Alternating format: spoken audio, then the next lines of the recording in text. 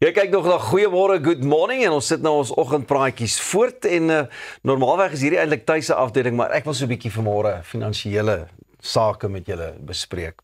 Hierdie is baie interessante. Onlangse Amerikaanse opname deur Casinos Analyzer het bevind dat 41% van mense erken dat hulle geld agter hulle maat se rug spandeer.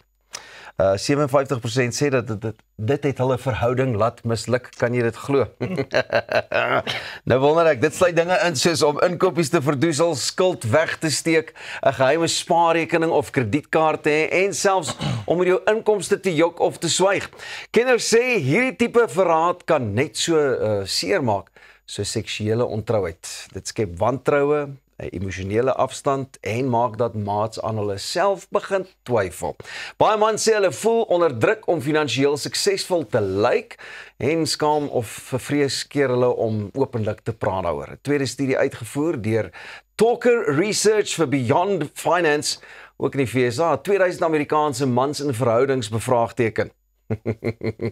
En hierdie is my baie interessant en ek weet nie wat sê julle daarvan. Het julle 'n gedeelde rekening? Swyg julle oor julle inkomste as jy uitgaan op hierdie gratis ete?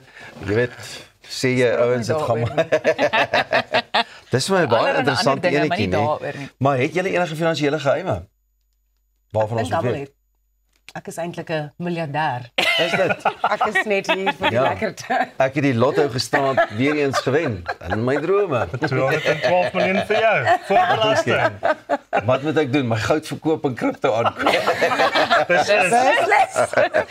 Ek dink geld en finansies is 'n baie moeilike gesprek om te hê. En as jy dit nie in plek stel van die begin van julle verhouding af nie, kan dit baie moeilik wees om oop te wees oor daai tipe goed. Tuis? Ja, ek dink is een van die kommunikasiefaktore wat 'n baie groot rol speel in enige huwelik. So, maar ek dink is baie belangrik dat dit moet begin by opvoedkunde in die huis, want ek dink dit wat jy sien jou ouers doen, gaan jy geneig wees ook om te gaan doen.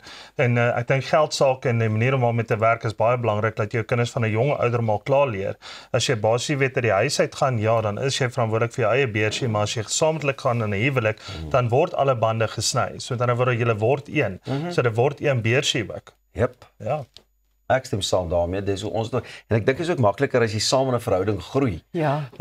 Jy weet soos wat ek byvoorbeeld vat, ek het maar met nederige beginning, humble beginnings as they say, wil ek nou hier in die Afrikaanse Engels, maar dan het 'n ou deurgegaan en saam gegroei en presies waar selfs met julle ook. Daai sê ek meen Ros, julle het ook eerste huwelik daai tipe van ding, dis mos altyd anderste. Dit is dink as dit by tweede huwelik kom is dit makliker om te verdoesel.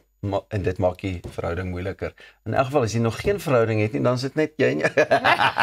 Ek maak 'n grapie met jou. Dis net ek en my katte, maar eintlik besit ek 'n eiland, net sodat julle weet. Daar sê.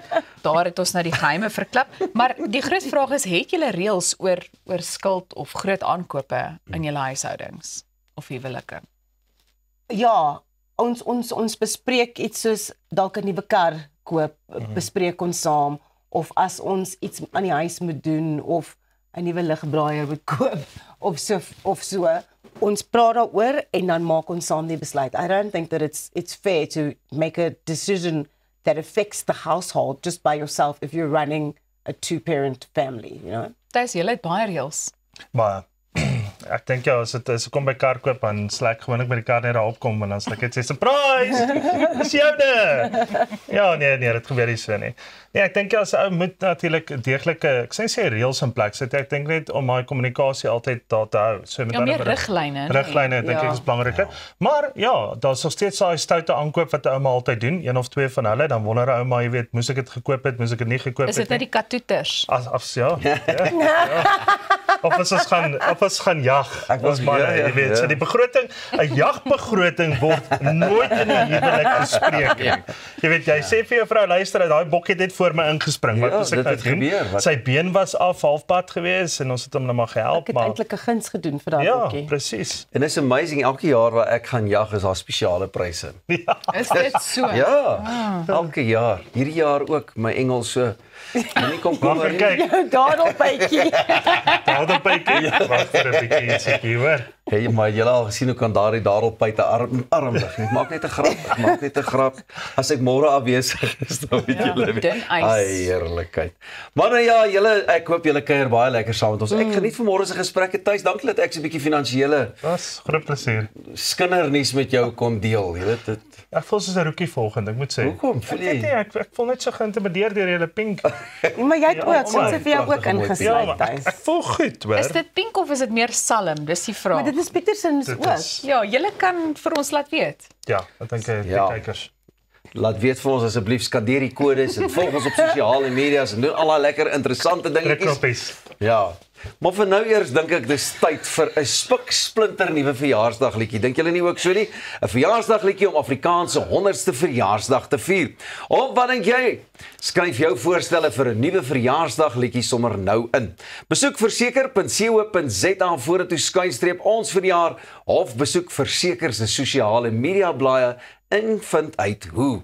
Daar's lekker pryse om te wen. Trots gebring aan jou deur die versekeringsnaam met die beste diens in versekering. Verseker.